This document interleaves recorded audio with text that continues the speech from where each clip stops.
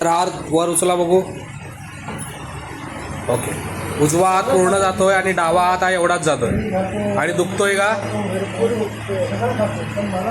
A few moments later. हात वर उचला, वर खाली करा. बघा फ्रोझन शोल्डर गेले किती महिन्यापासून त्रास होता? 6 महिने. आणि जरा धक्का जरी लागला तरी हात दुखत होता असे. हा. आणि ह्या कुशीवरती आपण गेले किती महिने झोपलेले 6 नाही? महिने. 6 महिने. आता एकदा झोपून बघूया.